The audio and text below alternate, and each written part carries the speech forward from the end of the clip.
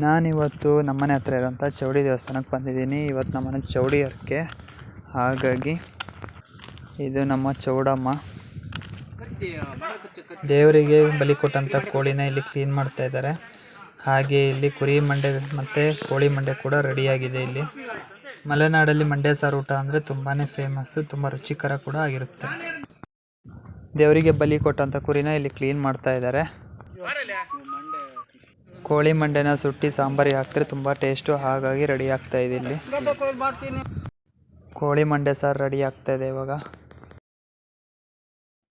ಇವಾಗ ಅಡಿಗೆ ಮಾಡಿರುವಂತಹ ಪ್ರಸಾದವನ್ನು ದೇವರಿಗೆ ಎಡೆ ಇಟ್ಟು ಅಕ್ಕಿ ಕಾಳನ್ನು ಬೀರುವ ಮುಖಾಂತರವಾಗಿ ದೇವರ ಹತ್ರ ತಮ್ಮ ಇಷ್ಟಾರ್ಥವನ್ನು ಬೇಡ್ಕೊಳ್ತಾ ಇದ್ದೀವಿ. ಹಿಂದೂ ಸಾಂಪ್ರದಾಯಿಕವಾಗಿ ಮಲೆನಾಡು ಭಾಗದಲ್ಲಿ ತುಂಬ ಹಿಂದಿನ ತಲೆಮಾರುಗಳಿಂದಲೂ ತಮ್ಮ ಕುಟುಂಬಗಳಲ್ಲಿ ಇಷ್ಟಾರ್ಥ ದೈವಗಳ ಆರಾಧನೆ ಕೂಡ ಎಲ್ಲ ಕಡೆ ಇದ್ದೇ ಇರುತ್ತೆ. ಕೊನೆಯದಾಗಿ ನಮ್ಮ ದೈವದ ಆರಾಧನೆ ಮುಗಿದ ನಂತರ ದೇವರ ಪ್ರಸಾದವನ್ನು ಸವಿಯುವ ಮುಖಾಂತರವಾಗಿ ನಮ್ಮ ಚೌಡಿ ಹರಕೆಯನ್ನು ಮುಗಿಸ್ತಾ ಇದ್ದೀವಿ. ನಮ್ಮ ಚೌಡಿ ಹರಕೆ ಮುಗಿದು ಒಂದು ದಿನದ ನಂತರವಾಗಿ ನಮ್ಮ ಯಡೂರು ತೀರ್ಥಹಳ್ಳಿ ಮಾರ್ಗವಾಗಿ ಹೋಗ್ತಾ ಇದ್ದೀನಿ.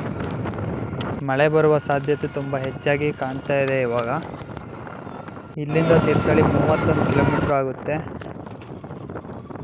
ಇಲ್ಲಿ ಏನು ಟರ್ನ್ ಕಾಣಿಸ್ತಾ ಇದೆಯಲ್ಲ, ಇದು ಹೊನ್ನೆಗುಂಡಿ ಮೋರಿ ಅಂತೇಳಿ ತುಂಬಾ ಡೇಂಜರಸ್ ಪ್ಲೇಸ್ ಇದು. ಇವಾಗ ಕರ್ಕಿ ಹಾಕಲು ಸೇತುವೆ ಹತ್ರ ಹೋಗ್ತಾ ಇದ್ದೀವಿ.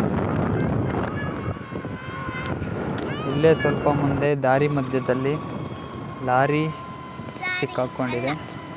ಇದನ್ನು ನೋಡಬೇಕು ಅಂತೇಳಿ ನಾನಿವಾಗ ಹೋಗ್ತಾ ಇರೋದು.